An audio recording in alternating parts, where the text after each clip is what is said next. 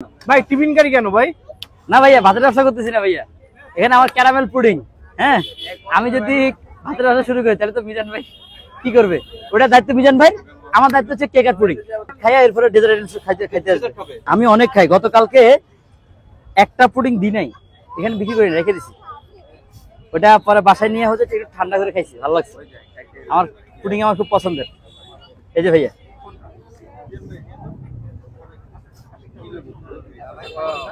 ভাই কালারটাই তো মানে একদম ইয়ামি লাগতেছে ভাই।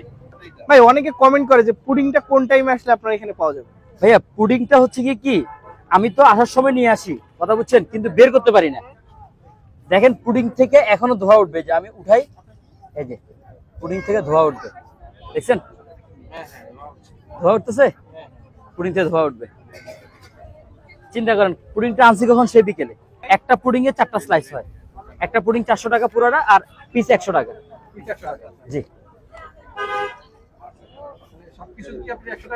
আমার 100 টাকা প্যাকেজ। কালারটা খুব সুন্দর হয়েছে। জাকির ভাই একটা পুডিং এ কয়টা স্লাইস হবে? 4টা স্লাইস। 4টা স্লাইস হবে না? 4টা স্লাইস, একটা স্লাইস কত দাম পড়ছে তাহলে? 100 টাকা। 100 টাকা।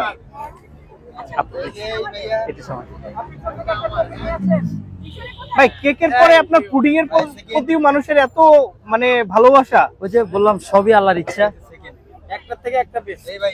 ভাই ভাবির হাতে কি জাদু আছে নাকি ভাই? ভাবির হাতে জাদু না, জাদুটা আল্লাহ দিয়ে দিছে সবার মুখে, আমার রিজিকের ব্যবস্থা করে দিচ্ছে। ভাই আপুকে একটু রিভিউ দিতে বলবেন? অবশ্যই আপনি একটু রিভিউ দিবেন পুডিং কে।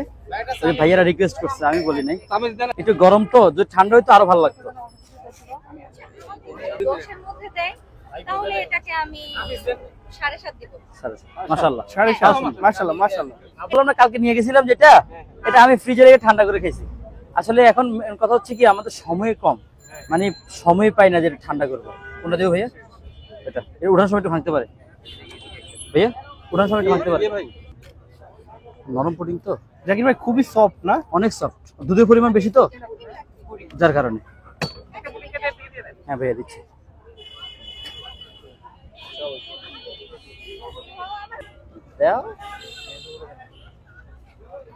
জাকির ভাই তাহলে হচ্ছে একটা পুডিং এর আপনার 4টা স্লাইস হয়, 4টা স্লাইস হয়, দাম হচ্ছে 100 টাকা। 100 টাকা।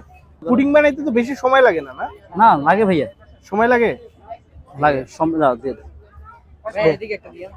সময় লাগে, কারণ হচ্ছে পুডিং এর প্রথমে হচ্ছে গিয়ে দুধটা গরম করতে হয়, মানে দুধটা নিয়ে এসে, প্যাকেট দুধটা নিয়ে এসে লিকুইড দুধ গরম করতে হয়, বলক দিয়ে একটু ঘন করলে টেস্টটা ভালো হয়। ক্যারামেল দেবো, দুধ যত ঘন হবে পুডিং এর টেস্ট তত বেশি হবে। দুধ যত ঘন হবে, আচ্ছা আরো ঢালতেছে, অসুবিধা নেই।